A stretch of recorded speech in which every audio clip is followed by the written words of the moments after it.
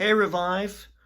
I want to give you one of the most important insights about how to not treat yourself as an inhuman Silicon Valley slave through the work, but how to practice Sabbath through one of the most important insights from this book, Every Good Endeavor by Tim Keller. And so this is about how Sabbath is about trust. How Sabbath is about trust. We are to think about Sabbath as an act of trust, Keller says. God appointed the Sabbath to remind us that He is working and resting. To practice Sabbath is a disciplined and faithful way to remember that you are not the one who keeps the world running, including your own life, right? Who provides for your family, not even the one who keeps your work projects moving forward. So I know that sounds really strange because so many of us, one of the reasons why we can't really practice Sabbath, or we're so bad at it, because deep down, you know what you think? You think you're the one that makes your life work. I'm the one that has to make more money. I'm the one that's going to attain those achievements, that's going to get the goods in life. I'm the one that has to attain, financial security. And if I don't do it, we won't get it. Well, if you're the only one that's do it, then you're the Lord and you're the slave, and as the Lord and as the Pharaoh, you're going to make yourself enslaved. So it goes on.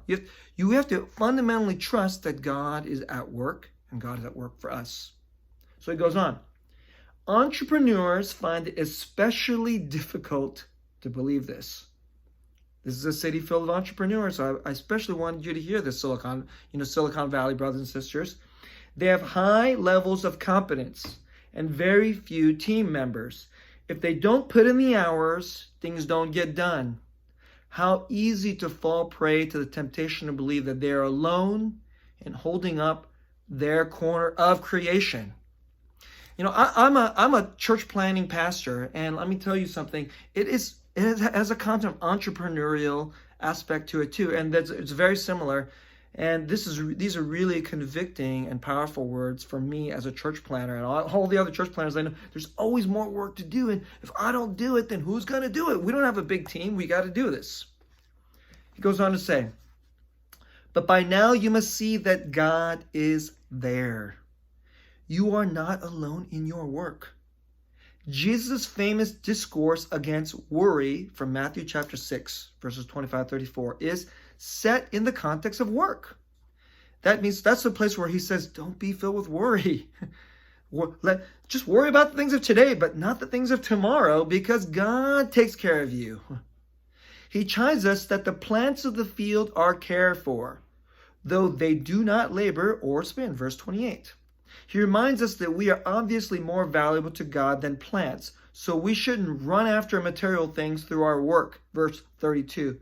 So if you are worrying during your rest, if you're fear-filled, or if you are filled with anxiety during your rest, you are not practicing Sabbath. Let me say that again. If you are worrying during your rest, you are not practicing Sabbath.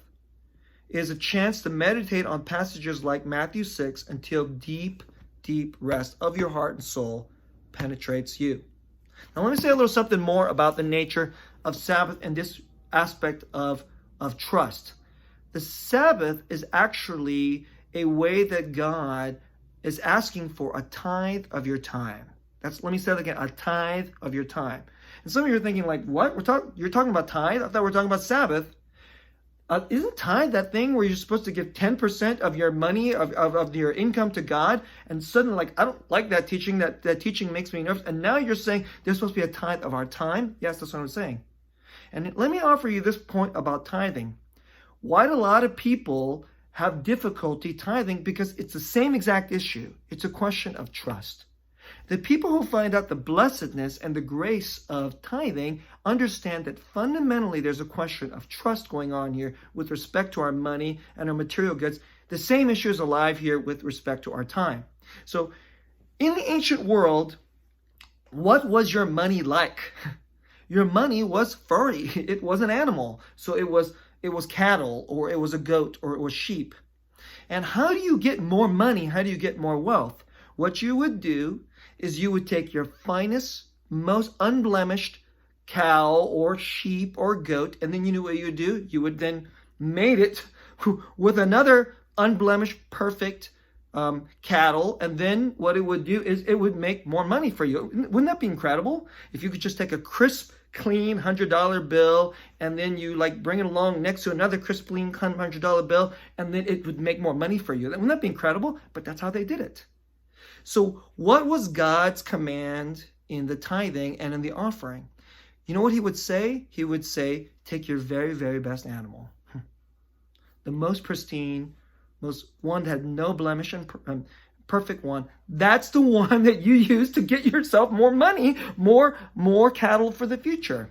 So if you wanted to make sure that in the future, if we have a really bad winter, if we have a really bad famine, or if we really had bad disease or pestilence like we're doing right now in this time of this global pandemic, you know what you need? You need more animals. Well, God, you know what God commanded? He says, take that very best one and sacrifice it to me. Give it to me. And you know what that is? In that world, in the economics and the time of that world, it's completely insane. It's completely countercultural to all the values and the things that make sense in that world, because what it's saying is that the future will come from God. So you're not going to make more wealth out of the wealth of your hands by like making your animals, that animal that you're supposed to mate with each other. God's like saying, no, give that to me. And then you can just mate all the other animals that's got some blemishes on it. It's okay. I will be the one that will do the work. I will do that work, and I will be your security, and I will be your future. So those who could really trust that God would do that and is doing the work for them, is doing the really important work, not all their cattle or their shepherding or the work that they would tithe of their wealth from their animals and offer it to God. Now, similarly today, the world is telling you, if you don't do the work, there's all these people out there that are enslaved and they're super competitive, and they're thinking like they're studying 7 days a week. They're working, putting in a lot more hours than me. And so if you take a day off, you feel guilty and you're filled with anxiety. And you're like, I'm not going to have financial security in the future. We're not going to make it through some kind of recession if this thing hits. So I've got to work. So that's why you don't take Sabbath. That's why you don't take a day off. But really, God is saying, give a tithe of your time, because he will work for you. He is the one that says, I am at work. When you're at work, it's even more important that I'm at work for you. Can you trust that? If you can trust that, then you receive the gift and you'll obey the command, which is an incredibly gracious command, to stop and offer God a tithe of your time, which is really interesting. It's a tithe of your time to God. And you know the first thing he does? He gives it to you. He gives it to you as a gift, as rest, so you can stop as Shabbat. Would you please trust that Jesus is really your Redeemer and that God is at work more for you? And think about the Sabbath as a point of view of trust, and offer a tithe of time and be blessed.